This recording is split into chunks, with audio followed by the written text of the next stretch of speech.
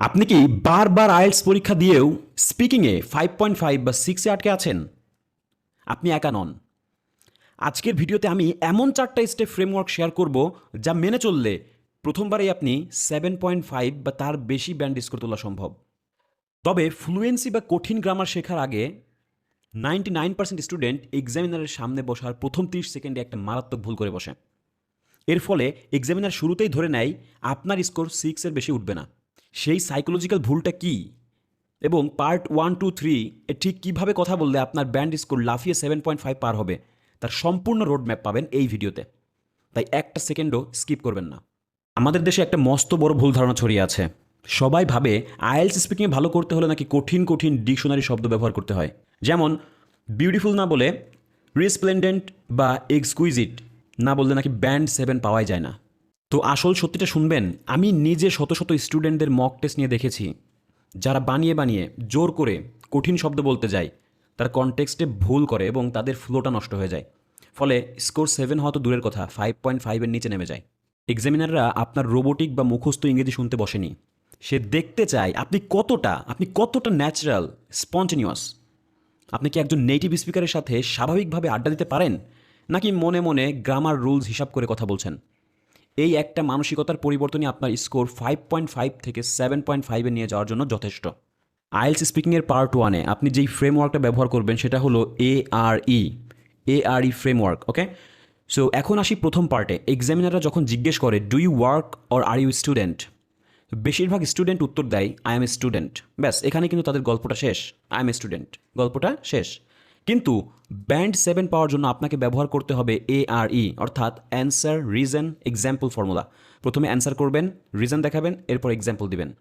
অ্যান্সারটা এইভাবে দিবেন যে currently I M A final year student majoring in English literature. এক লাইন শেষ। এরপর আপনি কারণ বলবেন, রিজন, যে because I have always had a passion for language and story telling. এরপরে আপনার রিজনটা শেষ। এরপরে আপনি এক্সাম্পলটা বলবেন, in fact I am currently working on my final thesis project. তাহলে এখানে 3টা জিনিস আপনি অ্যাড করলেন, অ্যান্সার, রিজন, এক্সাম্পল। দেখলেন তো কীভাবে মাত্র 3টা লাইনে একটি সাধারণ উত্তরকে প্রিমিয়াম বানিয়ে ফেলা গেল। এই বিষয়গুলো আপনাকে ব্যবহার করা শিখতে হবে পার্ট 1-এ। পার্ট 1 তো সামলে নিলেন, কিন্তু আসল খেলা শুরু হয় পার্ট 2-তে, যেখানে আপনাকে 1 মিনিট প্রিপারেশন নিয়ে 2 মিনিট কথা একটানা বলতে হয়। 99% মানুষ এখানে আটকে যায় কারণ তারা নোট নিতে পারে না। 1 মিনিটে কীভাবে নোট নেবেন? আপনাকে যখন কাগজ আর কলম দেওয়া হবে, প্রশ্নপত্রের বুলেট পয়েন্ট দেখে একটা করে সেন্টেন্স লেখার চেষ্টা ভুলেও করবেন না, কারণ 1 মিনিটে কোনো বাক্য লেখা সম্ভব নয়। ঠিক আছে, এত বাক্য লিখে আপনি বলতেও পারবেন না। তার বদলে একটা স্টোরি ম্যাপ বানান, খাতার মাঝখানে গোল এঁকে মেইন পয়েন্টগুলো লিখুন, তার চারপাশে 4টা কিওয়ার্ড লিখে রাখুন, যে হোয়েন, হোয়ার। 2 নম্বর হচ্ছে হু, মানে কার সাথে। 3 নম্বর হচ্ছে হোয়াট হ্যাপেন্ড, কী ঘটেছিল। 4 নম্বর হচ্ছে হাউ আই ফেল্ট, মানে আমার অনুভূতি কী ছিল। পয়েন্টগুলো দেখে আপনি কোনো গল্প বা অভিজ্ঞতা নিয়ে কথা বলবেন। গল্প বললে মস্তিষ্ক মানে অটোমেটিক আপনার ইংরেজি জেনারেট করে ফেলে। ঠিক আছে, সো ফলে আপনাকে মাঝপথে থেমে মানে এই বিষয়গুলো করাই লাগবে না। ঠিক আছে, করতে হবে না। সো আপনি গল্প বলতে থাকবেন, দেখবেন যে অটোমেটিকলি আপনার ইংলিশটা বের হবে। কিন্তু গল্প বলা শেষ হওয়ার পর আসল পরীক্ষা বাকি। পার্ট 3, এক্সামিনাররা যখন আপনাকে এমন কঠিন ফিলোসফিক্যাল প্রশ্ন করে বসবে যা আপনি জীবনেও ভাবেননি, তখন 1 সেকেন্ডে কীভাবে উত্তর সাজাবেন সেটা এখন বলছি। পার্ট 3-এ প্রশ্ন শুনেই হঠাৎ চুপ হয়ে যাওয়া যাবে না। ঠিক আছে, চুপ হয়ে যাওয়া মানে আপনি ইংরেজিতে দুর্বল।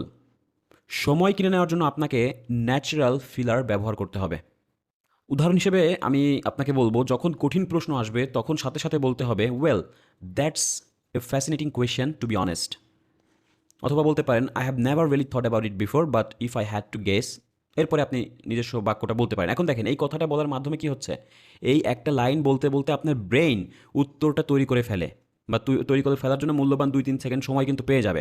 এরপর আপনার মতামত দিন, একটা বিপরীত দিক তুলে ধরুন এবং উদাহরণ দিয়ে শেষ করুন। তাহলে পুরো বিষয়টার সামারি কি দাঁড়ালো?